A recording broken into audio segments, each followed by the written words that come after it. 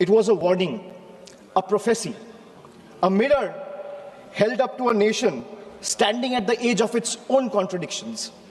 Because I too, sir, come from India.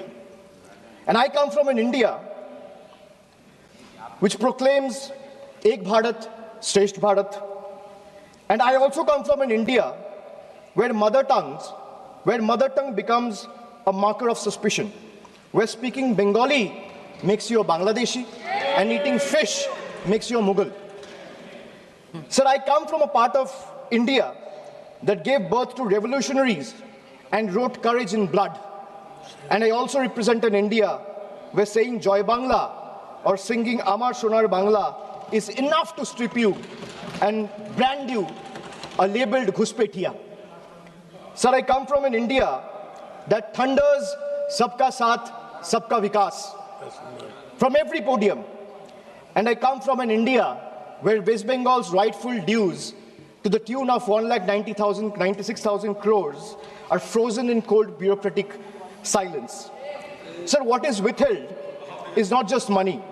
What is withheld is dignity. What is withheld is constitutional promise that every Indian, every state stands equal before the union.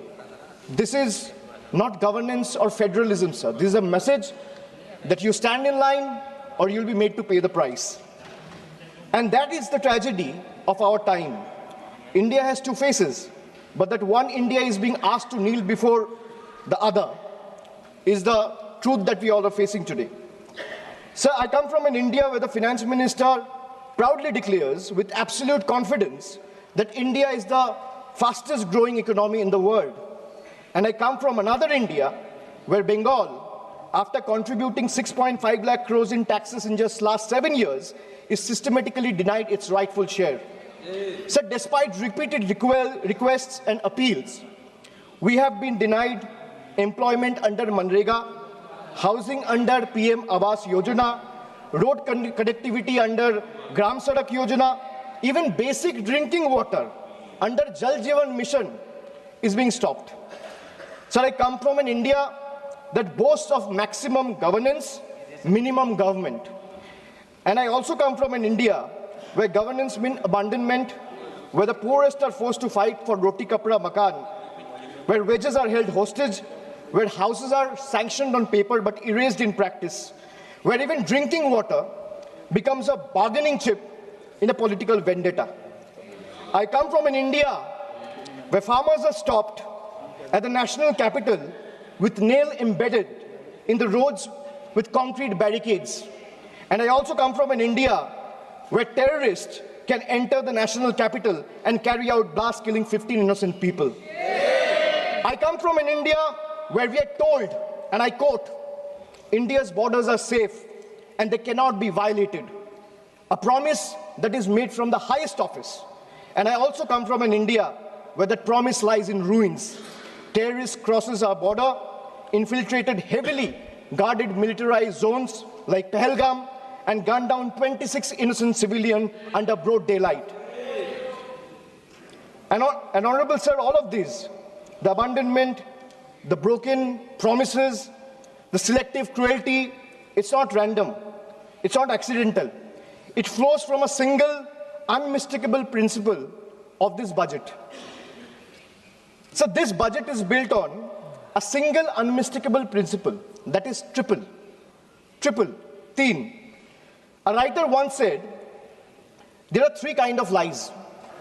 Lies, damned lies, and statistics.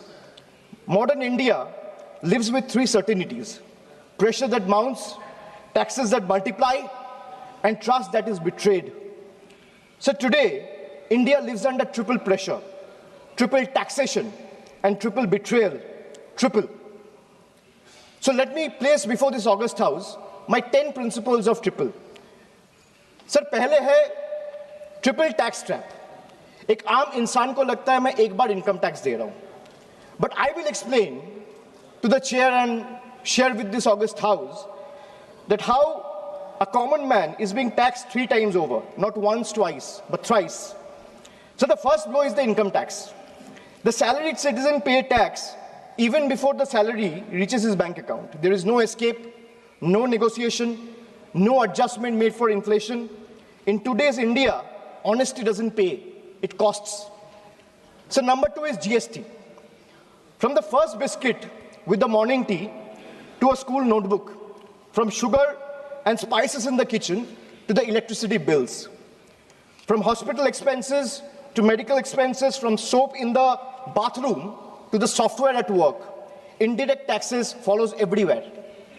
Sir, जहाँ सरकार की welfare schemes नहीं पहुँचती है, वहाँ भी GST पहुँच जाती है. The government celebrates record GST revenue, but this number do not reflect growth or prosperity. They reflect a system squeezing revenue from consumption, often from necessity, not choice. So third tax is inflation, the most silent tax of all. The tax that rises without permission and collects without responsibility. It's a slow leak in the common man's wallet. For the middle class, inflation feels like the salary comes on time, but it doesn't last the month. The same grocery list costs more, the same school fees feel heavier, and the same electricity bill shocks more than even before. Nothing extra is being bought, yet money disappears faster. It quietly eats into savings meant for children's education, family travel, medical emergency, or old age. Sir, I come from an India that proudly calls itself a Vishwa Guru. And I also come from an India that is teaching the world how to extract triple tax out of a single citizen. So my triple number 2, triple pain of proving your existence. So let us be honest. Voting today is no longer considered enough. Having one's name on the electoral rolls for decades is no longer enough. Even service to the nation is no longer enough. You may be a decorated soldier, a Nobel laureate, a sitting High Court justice, or even a member of this august house, and still you have been asked to prove that you belong. This strikes the heart of Article 326 of the Constitution, which guarantees adult citizens the right to vote. Sir, in Bengal alone, 150 lives have been lost in the last couple of months, and nearly 1 crore people are today being treated as suspects. If electoral rolls are so unreliable that every citizen must continually reprove their legitimacy, then by that same logic, sir, the legitimacy of this very house, formed on the basis of this very electoral rolls, is itself questionable. Yes. So my triple number 3, and I'll talk of 3 betrayal. First betrayal is where the global crude oil prices crash. Indian citizen sees no benefit. Instead, the common man is generally offered ethanol mixed petrol at a premium, paying extra for a policy experiment he neither demanded nor benefits from. My second betrayal, the government boasts of bullet trains, which Akhileshji has also mentioned. While fancy trains make the headlines, only 4% of the network is safeguarded with Kavach, leaving ordinary travelers exposed to risk. Third betrayal. So the ordinary Indian doesn't ask for any miracle. They ask for clean air to breathe, clean water to drink, safe roads to return home, and affordable health care while life falters. Even these simple hopes remain uncertain. An ordinary citizen pays income tax to buy a vehicle. Or for example, an ordinary citizen pays income tax to earn, a road tax to buy a vehicle, and toll tax to drive it on the road, often broken, unsafe, and unfinished. So 3 payments on 1 journey. अगर एक इंसान income tax दे रहा है, तो एक गाड़ी को सड़क पे चलाने के लिए सर उसको 3 बार टैक्स देना पड़ता है. एक है इनकम टैक्स, दूसरा है रोड टैक्स, तीसरा है toll tax. That is why I said 3 betrayals. So now I'll come to triple bonanzas for the rich. So this budget reveals a clear pattern. First, a triple bonanza for the elites and a triple lock on the poor. So top 10% of this country now corner 57% of nation's income and 65% of its wealth, while that bottom half survives on just 6.4%. In this economy, money earns money, but survival earns nothing. Second, so if you look at taxation and support, foreign cloud giants are handed tax holidays, while Indian MSME, the very backbone of employment, are left empty-handed.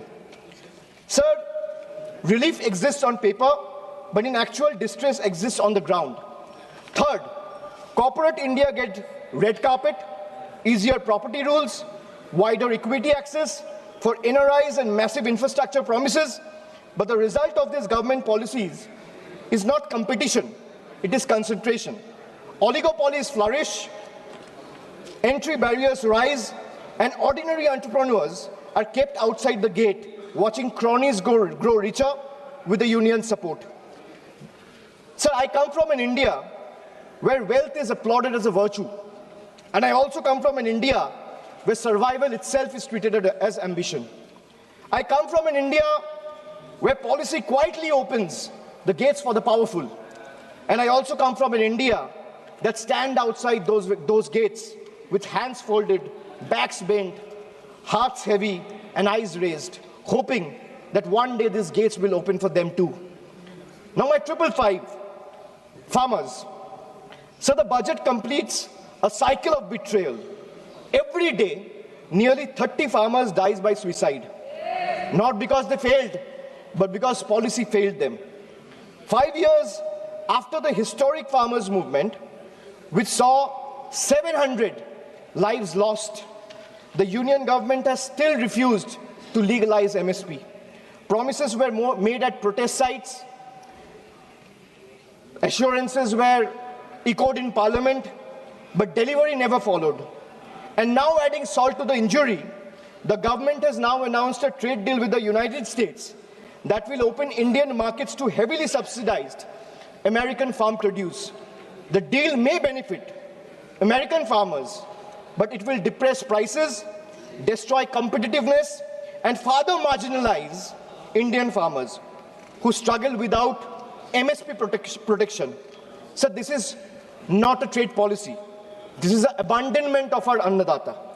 Sir, I have a tweet right in front of me, which I want to show or place before you. Sir, Secretary Brooke Rollins, who is the Agricultural Secretary of the United States, she said, and this is 5 days back, on the day when the trade deal was announced, she's clearly saying, new US-India deal will export more American farm products to India's massive market. In 2024, America's agricultural trade deficit with India was 1.3 billion. India's growing population is an important market for American agricultural products, and today's deal will go a long way to reduce that deficit. So this is not my tweet. She clearly says, thank you, President of the United States, for once again delivering for our American farmers. If the government doesn't agree with a tweet, so where is the disapproval letter, or where is the communication that the government has sent in protest to the tweet that has been sent out 5 days back? Sir, America का agriculture secretary कह रहा है इस deal से America का किसानों का फायदा है, इसीलिए हम अमेरिका का सभापति का धन्यवाद करता है. And the Indian government or the union has not written a line in protest of what the agriculture secretary has tweeted. So now I come to youth. So the much publicized PM internship scheme was allocated over 10,800 crores. Less than 5% of the amount has been utilized. Similarly, the PM Young Achiever Scholarship, which was meant to uplift the talented students from marginalized backgrounds, saw 31% of its fund go unused in financial year 25-26. Sir, if I speak of women, more than 86 women are raped every day in this country. A number that reflects systematic collapse not isolated crime. Sir, Bengal exercised its constitutional authority and passed the Aparajita Bill, a stringent anti-rape law providing the strongest deterrence against crime against women. So the bill was duly sent to the Union through the governor about 18 to 19 months ago. For a year and a half, it has remained pending without any decision. So when a democratically passed law maintained to strengthen protection is left in a limbo, it expresses a lack of intent. This reminds me that I come from an India that promises to double farmers' income. And I come from an India where 1,11,174 farmers and agricultural laborers, brothers and sisters, have been forced to commit suicide. I come from an India which launched Beti Bachao, Beti Padhao. And I come from another India where every 16 minutes a rape or a crime against women is being reported. So now I come to 3 cracks in the Constitution. Number 1, so hatred has now been normalized. It has moved from margin to the mainstream. So if I talk about cases registered for promoting enmity between religious and social groups, the number of cases has doubled between 2021 and 2023. And this rise didn't happen in silence. It happened alongside political speeches, public rallies, and calculated dog whistles. When hate goes unpunished, it spreads. When it spreads, minorities pay the price.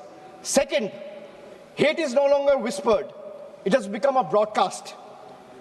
So our country has documented more than 1,300 hate speeches in a single year. When such volume of hate fills public space, the government refuses to act decisively, swiftly, then the message is clear, sir.